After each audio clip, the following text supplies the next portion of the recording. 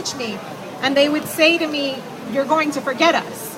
And it wasn't even a question, it would just be stated to me like a matter of fact. And I remember being taken aback by it, because I thought to myself, after spending weeks with these people and witnessing their struggle, how could I forget?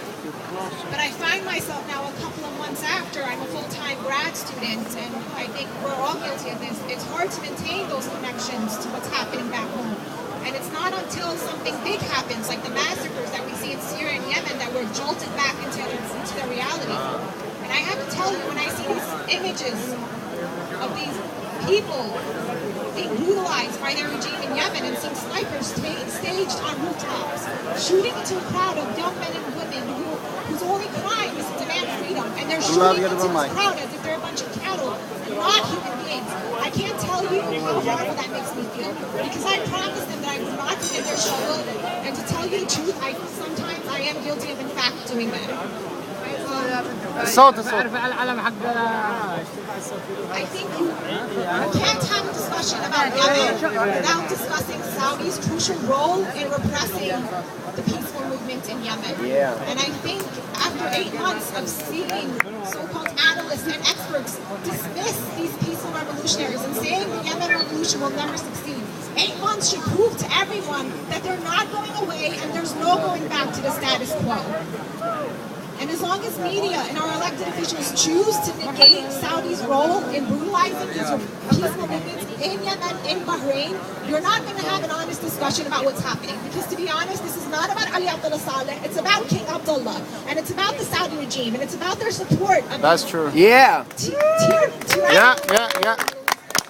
And when I see media outlets after the fact putting out documentaries claiming that they're shouting in the dark, I think to myself, where were you? You were there when they were shouting. Where were you? Like, why do you wait until after the fact to report on the truth? And how do you not include Saudi's role in this? So I think in closing, I'm being told I have to go, we can't forget Saudi's crucial role. And I see this happening time and time again when I see Yemen being discussed.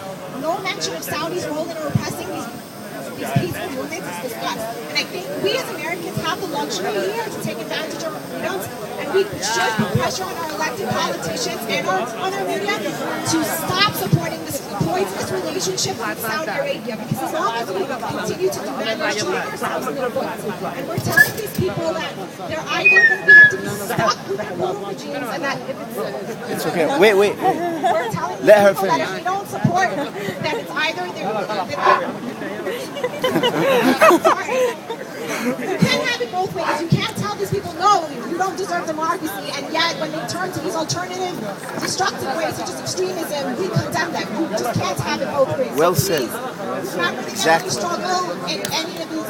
When you're out here, please just don't forget the Yemeni struggle. Free, free Yemen! Free, free Yemen! Free, free Yemen! I guess the mic only work with me. You guys have to be louder. Free, free Yemen! Free, free Yemen! Free, free Syria! Free, free Syria! Free, free Iran! Free, free Iran! Free, free Palestine! Free, free Palestine! Free, free Egypt! Free, free Egypt! Free, free Bahrain! Free, free Bahrain! And you know what? Free, free USA! Free USA! We have many issues here to resolve, and we part of this country. We have to face it. Free, free USA! Free, free USA! All right, our next speaker, and Dr. Khalala, you have to speak louder like me. Are you married? Dr.